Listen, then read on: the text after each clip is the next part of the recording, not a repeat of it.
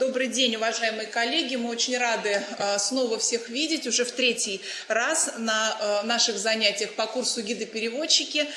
И сегодня у нас следующее занятие по теме «Как разработать и провести тематическую экскурсию». И это занятие проводит Александра Александровна Шаповалова, которая является специалистом в области перевода, письменного перевода. Александра Александровна проработала 15 лет на кафедре английской филологии и перевода Санкт-Петербургского государственного университета, ну а также является и выпускницей этой кафедры.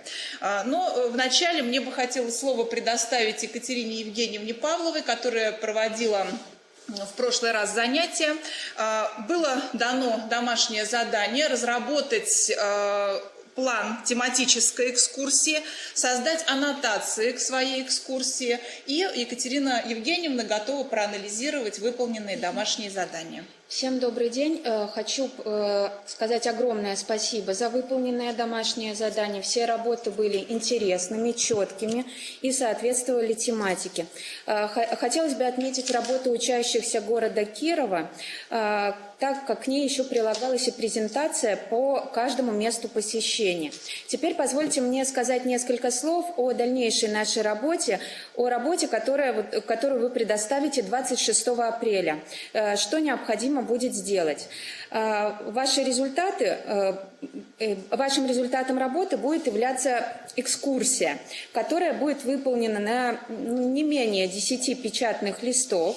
Для защиты вашей экскурсии вы должны действовать по следующему плану. Обязательно должно быть введение, которое вы предоставите с аннотацией. В основной части вы расписать должны все, но на защите показать только одну остановку с презентацией и краткую карту маршрута. И также должно быть заключение. Время, которое отводится вам на выступление, 5 минут. Задание, конечно же, будет вывешено на сайте.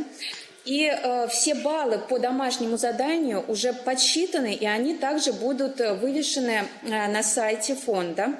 Хочу еще раз вас поблагодарить за выполненное домашнее задание и отметить, когда вы отправляете домашнее задание, пожалуйста, указывайте город и школу, потому что очень трудно найти в перечне. Спасибо. Большое спасибо. Ну и слово передаем Александре Александровне. Good afternoon, dear colleagues. Good afternoon, children. Today, our online lesson is devoted to translation and interpreting. We are going to consider the difference between translation and interpreting, skills of interpreters and translators, translation and interpreting services, as well as we discuss preparation for an excursion. And you will be given home assignment. Now we are ready to start. Interpreters and translators facilitate communication between different languages. In other words, they convert content, ideas, from one language into another language. Translators deal with written words, whereas interpreters work with spoken words or sign language. People are not always aware of the difference between the two professions, interpreter and translator. How are they different? Let's discuss the skills which are important for an interpreter or a translator. Open your workbooks, please. We're going to discuss task number 1. Which skills are important for an interpreter and a translator? You have to match each line with T for translator, I for interpreter, and B for both. The first 3 were done as an example. So, could you please, Gimnasia Pechore, could you please tell us the skills of an interpreter? So, we think that a lively and flexible intellect is more important for both a translator and interpreter. The ability to concentrate is important to both translator and interpreter. Extensive vocabulary in both languages. I'm sorry to interrupt you. Important. Hello? Sorry to interrupt you. Could you please read the skills of an interpreter? Не слышно? So, interpreter, a good memory, a pleasant voice and good diction, intimate familiarity with both cultures, the ability to understand the source language, and the ability to translate in both directions on the spot. Thank you very much. And now, Dubovka, could you please comment on the previous answer? Maybe you agree or disagree with the results. And also, after your comment, could you please tell the skills of a translator? Dubovka, welcome.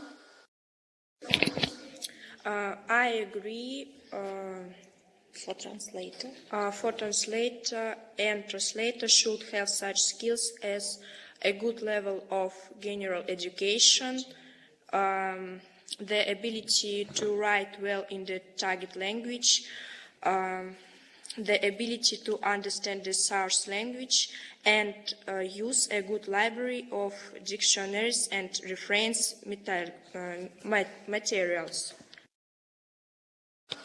Thank you. And the last one is, are the skills which are important for both professions. Elista, could you please give us the list of skills which are important for both professions? Welcome. Okay. Well, we think that the ability to concentrate, the ability to understand the source language are important for both of these people.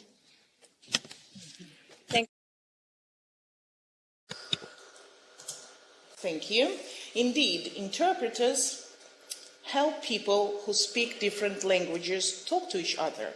Typically, interpreters know both languages extremely well and can communicate clearly and accurately in either one. Translators convert written words into different languages. The vast majority of translators, as you said, do their work using a good library of dictionaries and reference materials. By the way, there is a common belief that it is possible to be both a translator and an interpreter. Meanwhile, the two occupations are actually different. Look at the board and answer the question. By the way, this question was in your task 2, in your workbooks. The statement says, interpreting and translation are rarely performed by the same people. Do you agree with the statement? Comment on your answer, please. I would ask students from Moscow.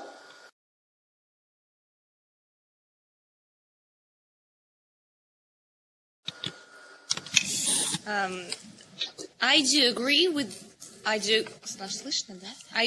this opinion. Each of these professions has its own peculiarities.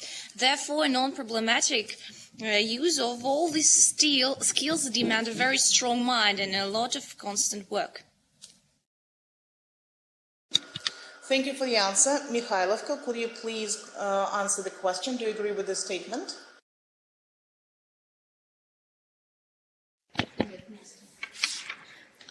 We fully agree with the statement. Interpreting and translation are rarely performed by the same people. These professions require different skills and traits of character.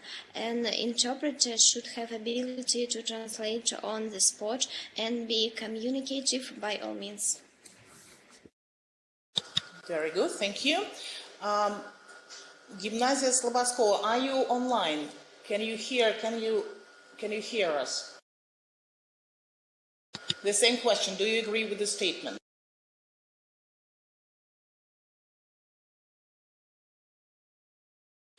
Okay, then students from Kirov, you're welcome.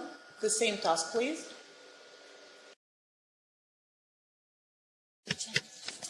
Personally, we agree with this statement. For example, person who translates very well and who is an excellent translator can't interpret as well as professional interpreter. Thank you. And Elista, what is your opinion about this? Interpreting and translation are two closely related disciplines, but they can be rarely performed by the same people because the difference in skills, training, and language knowledge is great. So few people can do both successfully on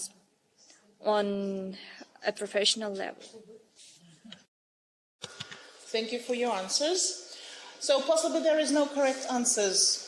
So many people, so many ideas. Anyway, we have considered the professional skills required for the work of an interpreter and translator, and we heard different opinions. I would say that overlapping of two trades is rarely possible. So I would say it's impossible if we speak about highly professional translation and interpreting for summits, forums, or conferences. Some people agree that an interpreter cannot substitute a translator. Still, we have people in the studios who are sure that a person can be jack of all trades, translating legal documents and interpreting simultaneously at a summit. Interpreting and translations are definitely closely related disciplines. And interpreters and translators are in high demand in many different subject areas. And now we are going to work with your answers for task 3 in your workbooks. Actually, you can see the keys at the top. And as far as I have already given you the keys, I would ask you to do the following. Using the pairs you matched from the exercise 3, answer the question. What is the English for автоматизированный перевод? It is computer-assisted translation, CAT. The next question is for Печоры. What is the English for письменный юридический перевод? Commercial translation.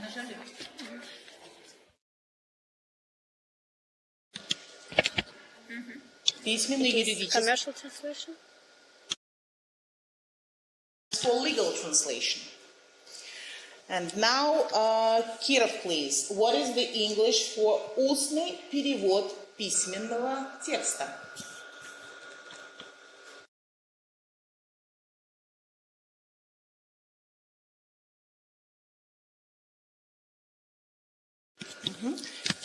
It is a side translation.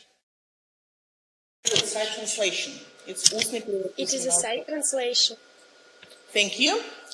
Now, Dubovka, please. Последовательный перевод. What is the English for последовательный перевод? It is interpreting after this. Consecutive. Consecutive interpreting is interpreting after the speaker has finished.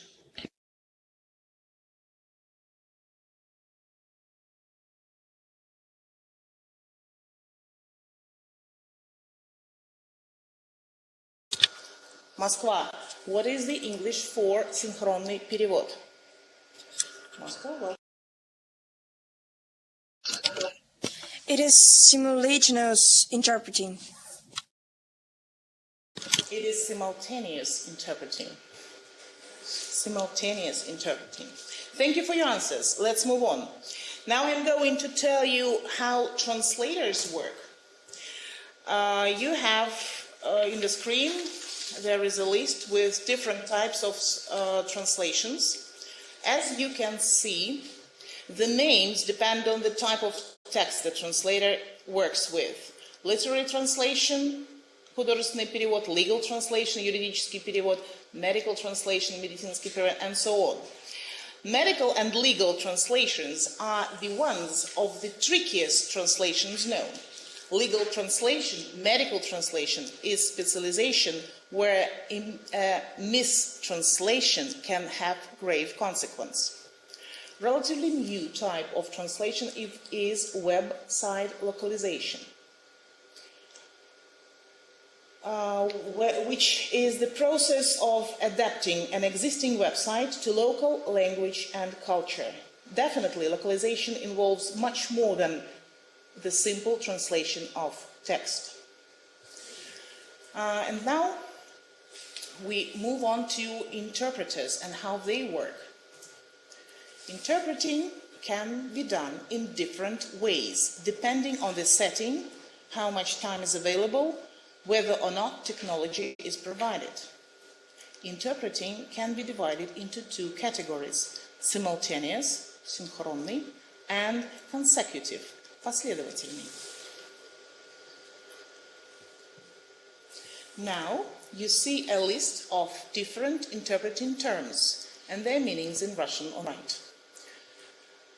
We can distinguish several modes of interpreting: simultaneous interpreting, синхронный перевод, consecutive interpreting, последовательный перевод, whispered interpreting or chuchotage, it's from French, перевод нашептывание, liaison interpreting, двусторонний перевод. And there is also a list of different types of interpreting as conference, sign language, community, court, medical, over-the-phone interpreting, and interpreting in conflict zones. So I'm going to give you a very brief description of the main interpreting modes and types. The first is simultaneous interpreting, which is one of the conference interpreting, when interpretation is done at conferences, summits, or forums.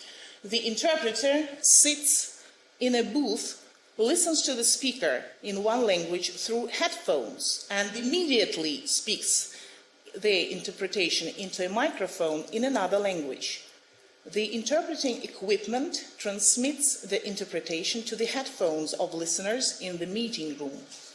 Usually, interpreters work in pairs and take turns of about 30 minutes. The next example is consecutive interpreting. It is an example of conference interpreting as well. The interpreter is in the same room as the speaker and follows their speech while taking notes before presenting their interpretation.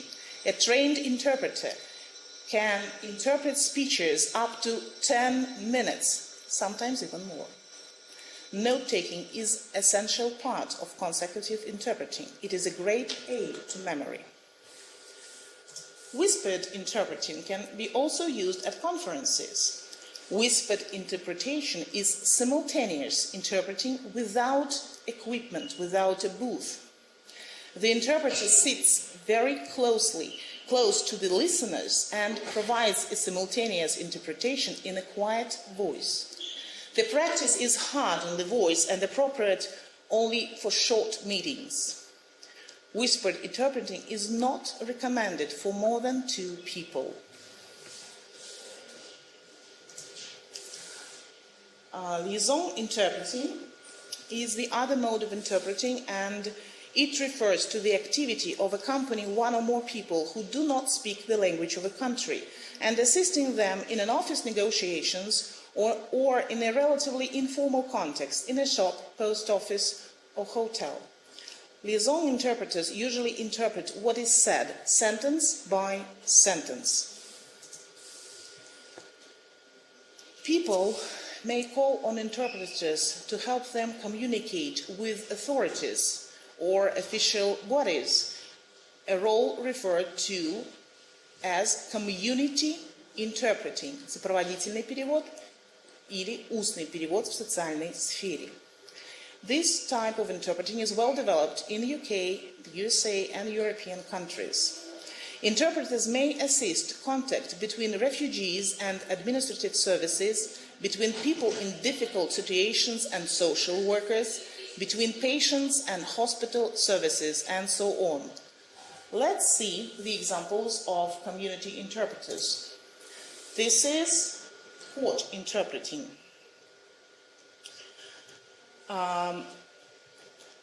It requires certified and trained specialists who have special permit to interpret in the court.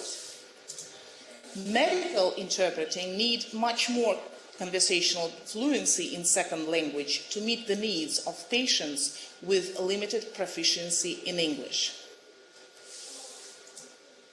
Over-the-phone interpreting is very well developed in foreign countries. And it is the other mode, and it can be done either simultaneous if they have special equipment, or consecutively. Quite sad profession, interpreting in conflict zones. It is the last one from our list. Military and civilian authorities involved in armed conflicts sometimes depend on linguistic mediation with other parties to the conflict or with the civilian population. The people recruited as interpreters are not always appropriately trained or conscious of what will be required of them. So they themselves and their families may be at risk as well. So actually that is all about what I wanted to tell you about translation and interpreting. And now let's think about the work of a guide. And after my long speech, I would like to ask you to think and share your ideas. Which types of translation or interpreting a tour guide may use during planning and managing a city tour? That was task number 4 in your workbooks. I will repeat the question. Which types of translation or an interpreting from the box, you see it, may a tour guide use during planning and managing a city tour? Okay, Elista, welcome.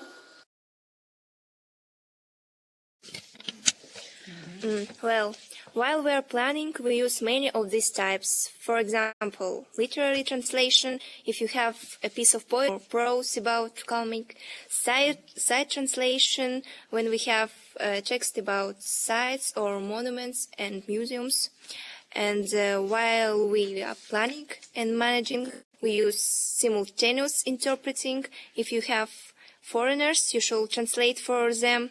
Consecutive interpreting, if foreigners have some questions, and over the phone interpreting when we talk with help of headphones. That's all. Thank you. I have a question. How can you simultaneously interpret during the excursion if you have no special equipment? Thank you. This is the question for you.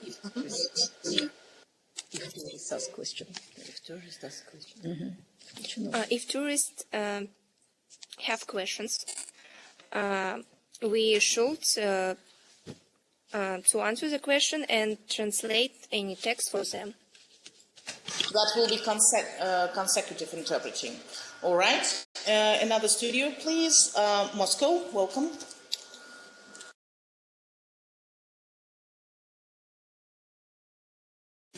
Same question, please.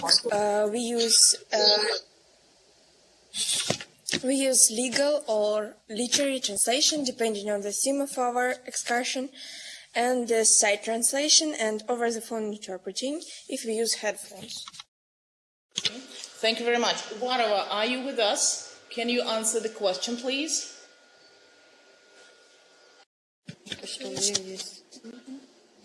I believe that for the excursion you need to use consecutive interpreting and literary translation, because the guide must consistently and colorfully describe place.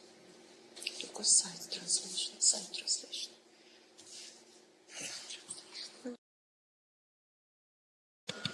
Thank you very much for your answer. Гимназия города Слободского. Can you answer the question, please?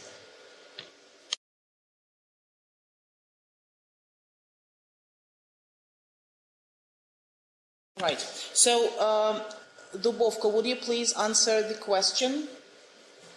Which types of translation interpreting may a tour guide use? Thank you. Dubovka. I think a tour guide may use consecutive interpreting and literary translation, because all the type of translation and interpreting used in different situations at the means summits and professional seminars. Okay, thank you. Mikhailovka, what is your opinion about this?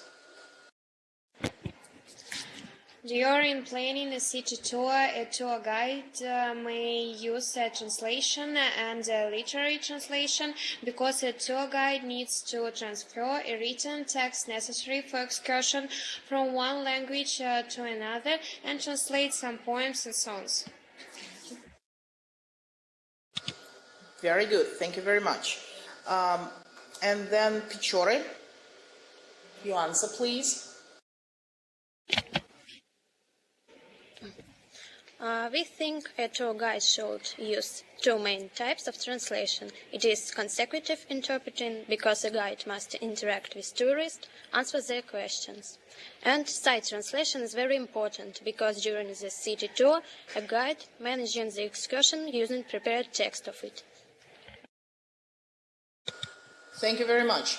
I agree that literary translation, as well as side translation, will be used for preparing an excursion or during the excursion itself. Over the phone interpreting was mentioned as well. It might happen that a guide will be asked to help with telephone conversation. I cannot agree that simultaneous interpreting is possible. No way. Simultaneous interpreting is only for summits, conferences, and forums. You need special booths, special equipment, headphones, microphones, and so on and so on. So, during planning and preparing material for an excursion, a guide reads a lot of additional literature. The guide will use many historical names, names of famous writers, politicians, and so on during his speech. Translation of names into English may be done as transcription.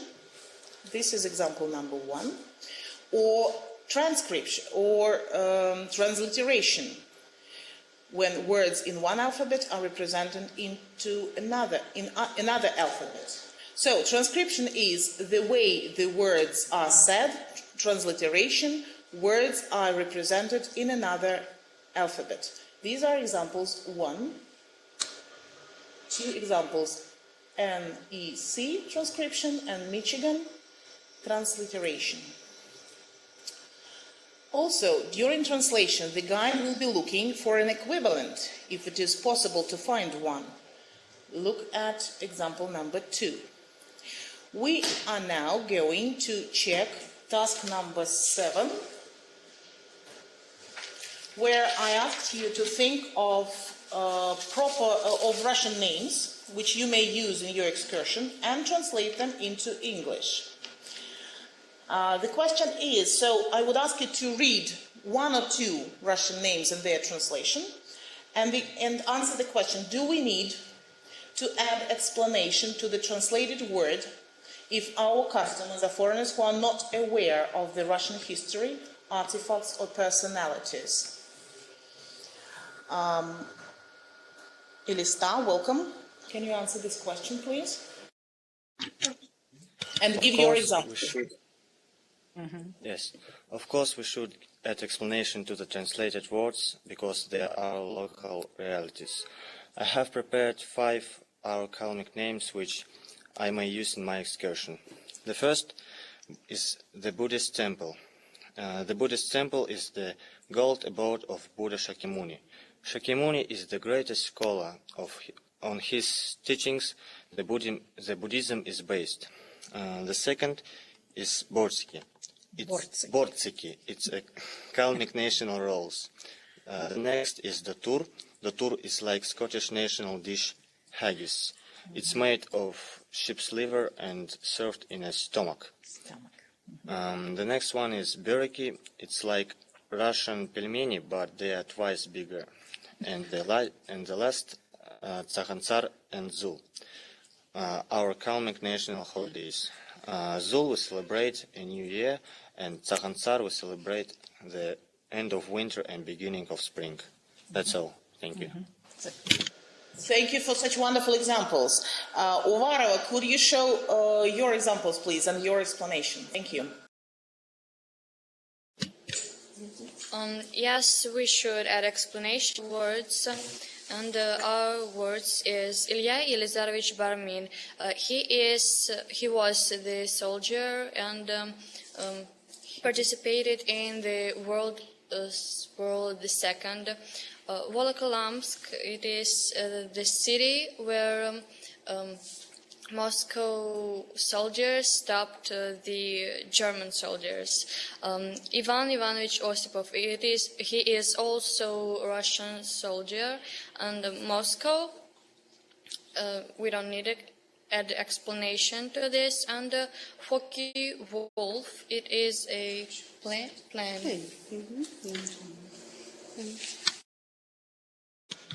Thank you for your thorough preparation for the lesson. The examples were very good, and the explanation as well. Now, students from Mikhailovka, could you please join us?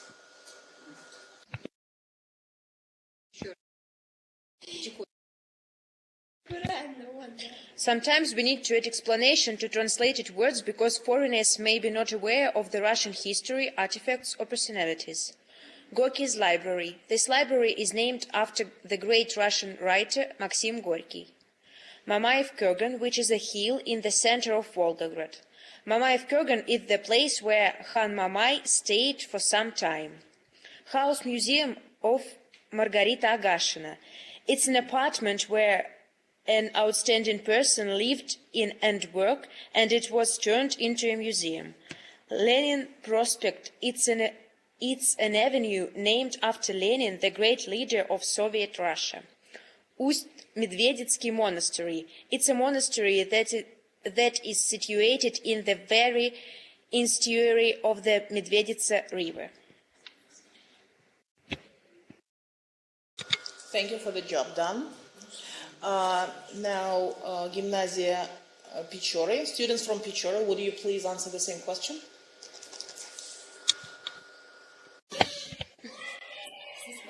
Well, it depends on the group, but without any doubts, we need to add our explanation to proper Russian names.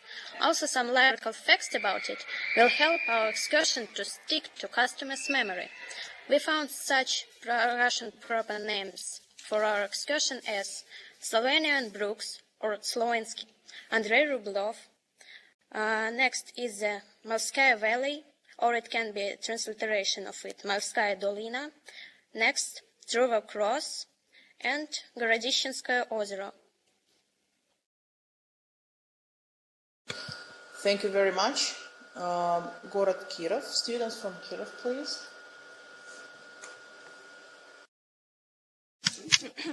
Vyatka River is a river. Green Embankment is an embankment. Alexander Green, it is a name and a surname of a great Russian writer. Saltykov-Shchedrin, it is also a surname of a great Russian writer.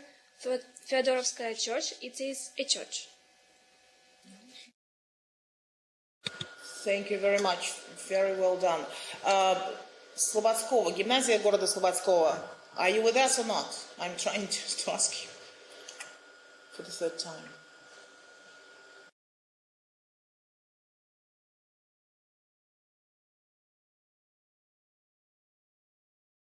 Kidoki.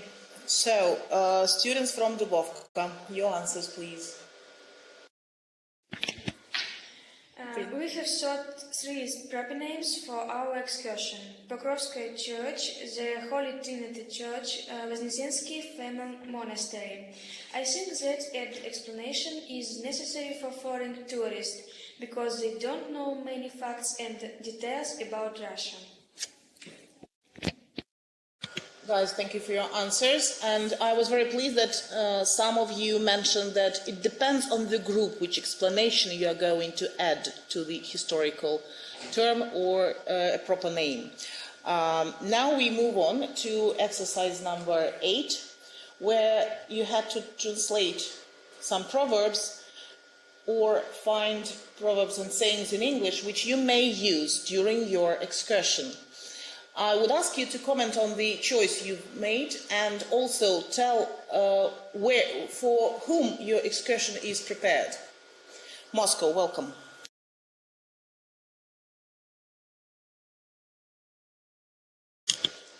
Task number 8. Choose one pair and comment on the differences and similarities. Well, we choose a pair в Тулу со своим самоваром не ездит. And our translations are, they don't bring coals to Newcastle, and one shouldn't carry oars to Athens. Well, in the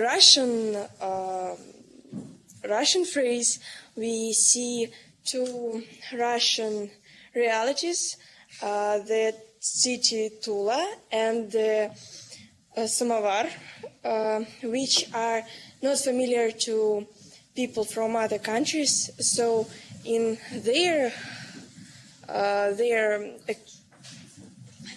languages, we see coal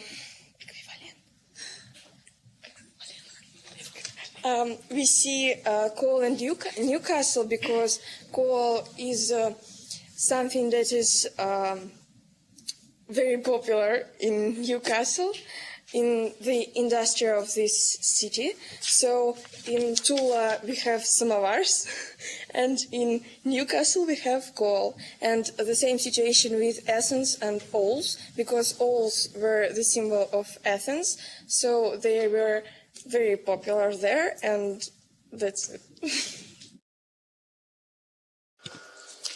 Thank you for your comments, thank you for your examples and translation. And now, Mikhailovko, please give us one or two examples and tell about the differences or similarities in the translation. Thank you. The proverbs в Тулу со своим самоваром не ездят and don't carry coals to Newcastle are equivalents in meaning at the situation they are used in, but they differ in lexis.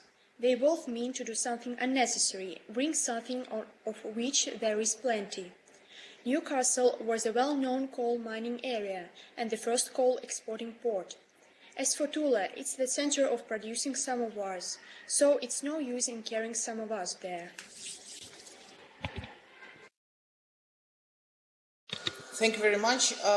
Students from Elista, can you give some examples which have not been mentioned yet? Thank you.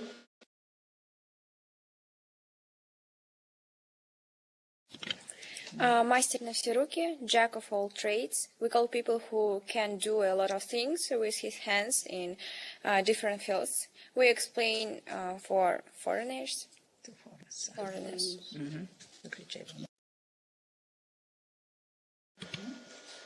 Now, students from Kiev, your examples, please.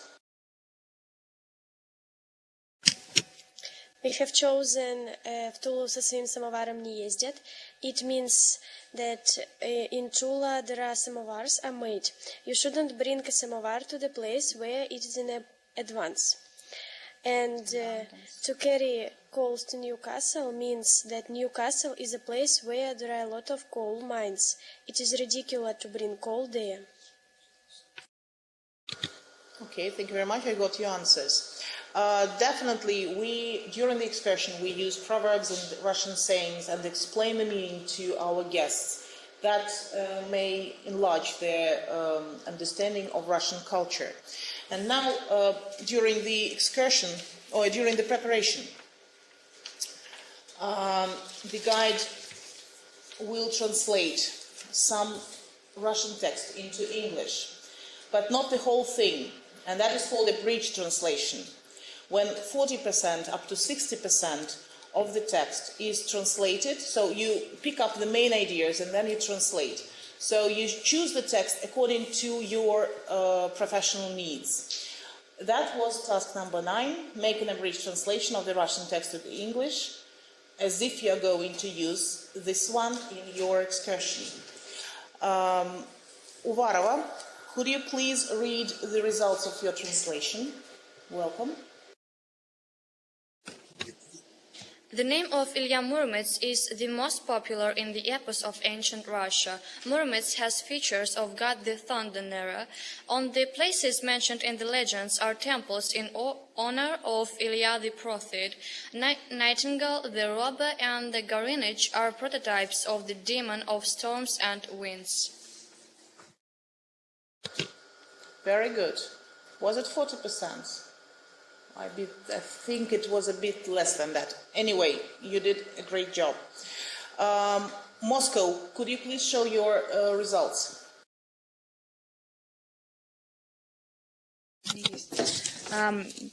One of the most interesting old stories in the ancient Russian epic is about Ilya Murom and knighting the robber. Even though Murom was a real person, he is presented as a hero with ancient mythological features in Russian epic. In the era of Christianity, his image was merged with the figure of Perun, the god of lightning. The nightingale, the robber, is replaced by a 12-headed dragon. And in some tales, and their convergence suggests that the robber is an impersonation of the supreme god of wind, Stribog. Thus, the battle between Ilya and the nightingale, the robber, is a figurative picture of the two struggling elements. Thank you very much. You struggled with the word nightingale. Anyway, you managed. Thank you very much. Pichorin, can you please read your translation, abridged translation? Welcome.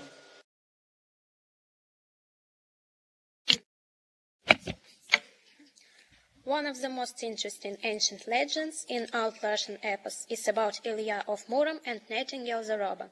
The name of Ilya of Murom is the most popular in Russian folk. It is often found in songs and legends. Despite his historical fame, he has more ancient features belonging to the area of the mythical notions about thunder. At the era of Christianity, belief in Perun, legends about Ilya of Murom, and notion of Ilya the prophet merged into one character. Nightingale the robber nests on 12 oaks. That convergence means that in his figure, national fantasy represented the demon of stormy thundercloud, connected with Stribog. Battle between Ilya of Murom and Nightingale the robber is a figurative image of thunderstorm. Thank you very much. Figurative, I'm not sure that the word is correctly pronounced. Anyway, thank you for the job done. Now, Listinsky Litsei, students from Lista, we are looking for your answer. Welcome. The most interesting ancient Russian epic heroes are Ilya Muromets and Nightingale the robber. The name of Ilya Muromets is the most popular one with Russian people throughout folk songs and legend, where the hero Boris, Hercules' feats are described. As for the Nightingale the robber, he usually appears in fights with Ilya Muromets as a 12-headed dragon Gorynich, which embodies evil and violent Friedrich. Their fight can often be a picture of a thunderstorm with its dark clouds, a strong wind, thunder, and lightning. Thank you. Thank you very much. And I also want to ask Dubovka, what is the result of your abridged translation? What have you chosen from the text? Welcome. One of the most interesting Old Russian tales is about Ilya Muromets and Solovey the robber. The name of Ilya Muromets is the most popular among Russian people. It is often met in old songs and tales. He is considered to have made many feats, many acts of bravery. Muromets is famous as a historical personality. He lived in about 1188, but in fact he possesses some mass feature of different bravery goods. Solovey the robber nested on 12 oaks. In some tales it is replaced by a dragon with 12 knees. This fact symbolizes the connection with the god of thunderstorms. Thank you very much. Solovey the robber, I would suggest you to give just once, you explain that Solovey is a nightingale. Otherwise, the word Solovey means nothing to a foreigner. Thank you very much for your translation. And the last task for today, it's number 10. I ask you to think of a quotation or a famous Russian personality or a Russian poem or song that you can use in the text of your excursion. You were supposed to find a translation or translate it yourself. The example was given from a piece of Fyodor Tyutchev's poem and translation by Anatoly Liberman. You will not grasp her with your mind or cover with a common label, for Russia is one of a kind. Believe in her, if you are able. Умом России не понять, аршином общим не измерить, у ней особенная стать. В России можно только верить. Okay, Uvarova, welcome. We can use the poem written by Irina Kazakova and translated by Alek Vagapov. That bitter year for all of us will bear in mind for all we worth, all over Russia the memorials like human souls rise from the earth. They covered life with their endeavor, their life was about to begin, so that the sky were blue as ever, and grass might be as evergreen. Забыть тот горький год мне близкий мы никогда бы не смогли. По всей России обелиски, как души, рвутся из земли. Они прикрыли жизнь собою, жить начинавшие едва. Чтоб было небо голубое, была зеленая трава. Thank you very much for the choice and translation. Now, Город Kirov, welcome.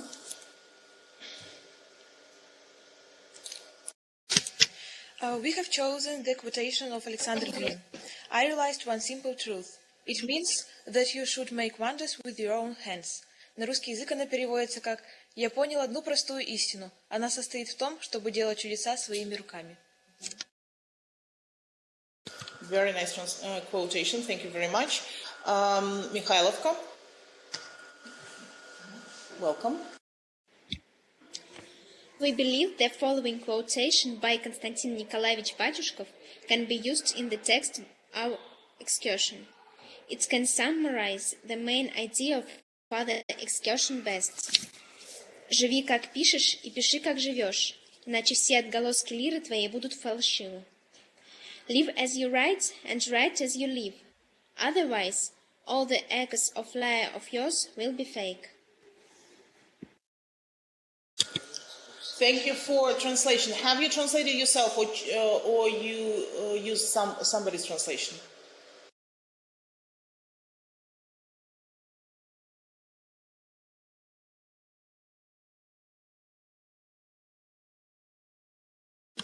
I will repeat the question. Have you translated this quotation yourself?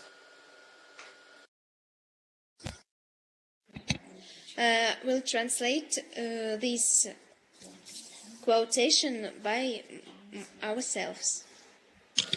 Very good. Thank you. And now,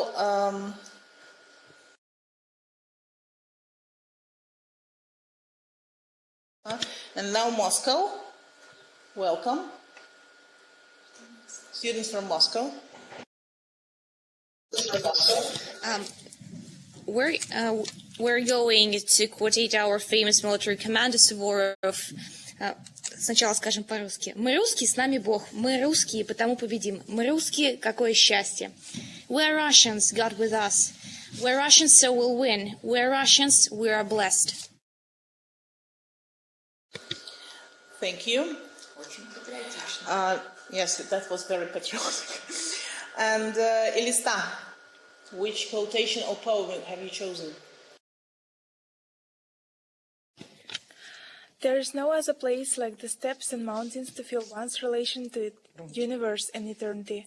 Who has only one been to boundless flat plains of Kalmykia will understand the truth of these words. The harmony of the steppes with the sharp fragrance of its grass, the deepest blue sky, great open spaces, quiet waters of the Volga, all this give you a new, fresh understanding of time and space. And our well-known Kalmyk poet David Kabultinov also expresses this feeling in his poem The Steppe in April. Mm-hmm. The steppe in April, what more fair? The scent of grass, the skyla singing, in crystalline, in transparent air. The boundless steppe around me ringing, with wondrous music that from scores of tulips a magician draws. A sunny vastness, like the hearts of calmic folk. How good to relish the joy this world of ours imparts. A man am I, because I cherish this music, this joy derive. How glorious to be alive. Translated into English by Peter Tempest. Thank you very much. Guys, we are going to finish our online class with a home assignment, and before that I want to say that I really appreciate the great job you did, and I'm very happy that you made all the exercises and you were very active today. As for your home task, so first you will do the test. We will send you the test, the file with the presentation. That is task number 1. Shall I switch to Russian? Because the task is in Russian. Я на русский перехожу, потому что по-русски текст идет. Значит, сегодня, 18 числа, вы выполняете тест. Он будет размещен на сайте после урока. Задание номер 2. Отобрать материал для экскурсии из русского непереведенного, 3 восклицательных знака, источника и сделать выборочный перевод. Сегодня вы показали, что вы умеете делать выборочный перевод. В оригинале 4000 знаков с пробелами, а в переводе на английский у нас остается от 2 до 2500 знаков с пробелами. Тексты русский и английский надо прислать до 11 марта на электронную почту куратора проекта Светлане Игоревне. Задание номер 3.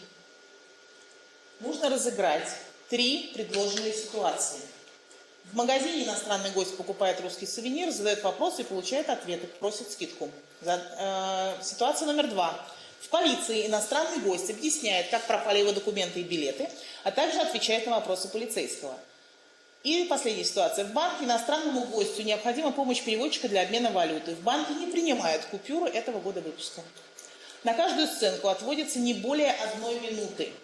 Должны участвовать минимум 3 героя. Например, переводчик, гость и продавец. Переводчик – это обязательный участник вашей сценки. Переводчик переводит последовательно или, то есть он осуществляет двухсторонний перевод. Поэтому это будет перевод предложение за предложение. В начале 4-го онлайн-урока вы сыграете по ролям одну из ситуаций по выбору ведущего. Спасибо. Спасибо за урок. Всего хорошего.